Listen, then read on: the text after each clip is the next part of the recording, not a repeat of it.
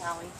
Hi everyone, it's Kate of Calmer Canines, and I'm here to give you a couple of quick games you can play to practice Leave It. This is not a tutorial, it's not going to show you every step because Holly already knows how to do Leave It, but these are some games that you can practice with your dog. So I'm going to start off with some fairly low value treats in my hand. This is how you would start a Leave It. Hi sweetheart. So I'm going to let her see that I have food in my hand, and when she backs off, good, she'll get a click and a treat, take it. And I'm going to focus good on saying take it when she can have it, because I want her to know that she can't have it if I don't tell her. Good, take it. Notice I don't have to tell her Leave It. However, if you do have this reaction where she looks at it and then she looks at you, good, take it. Then I'll start saying Leave It. Good girl, take it.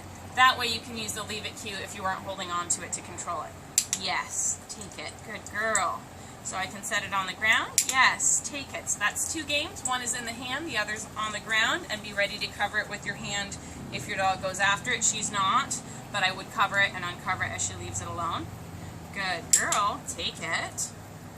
I'm going to pick these up, and we're going to work on a dropped object. So you would want to start off with something low value that your dog doesn't care about when you first work on dropped objects.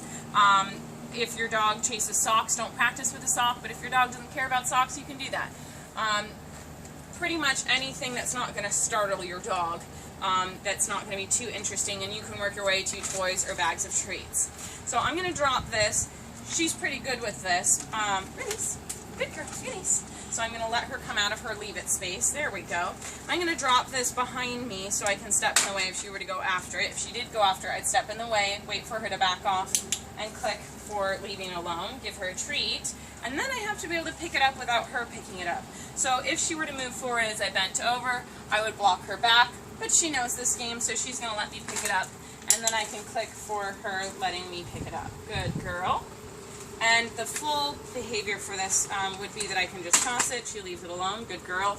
I can pick it up, she won't bother it, good girl, thank you. Take it, and release. And the reason why I want to release her from staying back is, let's say I drop a jar of mayonnaise and there's broken glass of mayonnaise everywhere. It's going to take me a while to clean it up. I don't want her thinking because I picked up some that she can get up. But when I'm done cleaning it up, then she can move forward. She doesn't have to stay back forever. Is this hard? So another step is having them walk past things. I'm going to make this a little bit harder so you can see more of it. I'm going to actually put a treat on the ground. You might want to start with a closed bag of treats when you first practice this, and then work your way to an open bag and then open treats on the ground. Girls. So what I'm going to do is I'm just going to put this on the ground, and if she looks at it, we don't move forward. If she checks in with me, then I'm going to, good girl, cheer her on, good girl. Good, thank you. Take it. I will never click if she's looking at it. I will never move forward if she's looking at it, because then I'm rewarding her for staring at it. So she's looking at it again. Good. She's checked in with me. Can we go? Nope, she's looking at it. We're going to move her back. Very gently. I'm not yanking. Good. Are you focused on me now? Good girl. Thank you. Take it. Good job. And to see that from a better angle, again, if she's looking at it, I'm not moving. Good girl. I'm not moving forward until she looks at me. Good girl. I'm going to help her by walking over it instead of putting it between us. Good, let's go. Yes, good job. And I'm going to click and treat once we're past it. Now I'm going to see if I can pick it up. Watch. Good.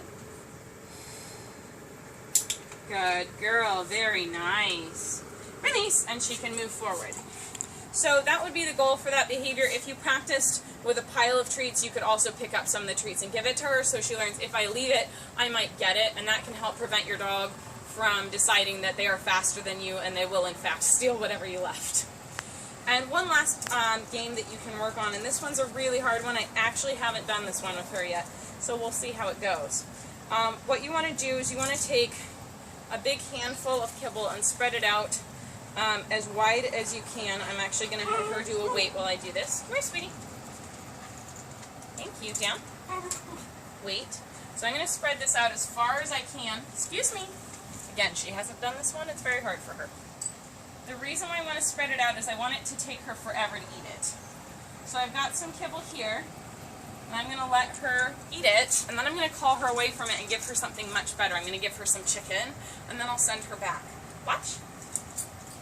Take it. Holly, leave it. right, so that's a little bit too hard for you. Come here.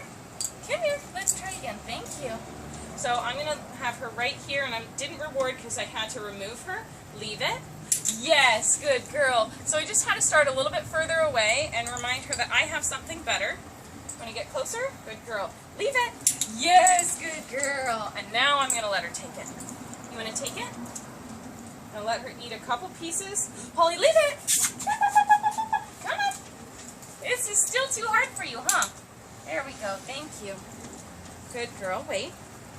Thank you. You go closer. Leave it. Good. So I'm just going to remind her that we can leave it. Let's see if we can get closer. Leave it. Good girl. All right, ready? Take it. Holly, leave it.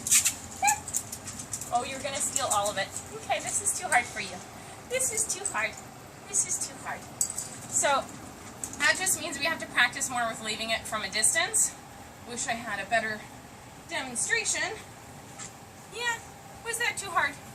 So it's always important to practice at your dog's level, as I said. Didn't know how that was going to go because I haven't done that with her before. I'll try some lower value kibble next time because this is actually a soft one, and see how she does with that. I might even practice with it in a covered dish. If they can leave a scattered pile of kibble, then you could work on having them leave an overfilled bowl of kibble with a ball in it to slow them down, but that's really, really advanced, and the most important thing is if you're calling them away from it, one, you have to have a better reward for them, and two, you're going to send them back. That way you'll be able to call them away from trying to eat weird things in the park or what have you when they're not on a leash. If you always take things away and you don't let them have it sometimes on cue, then they're less likely to leave it.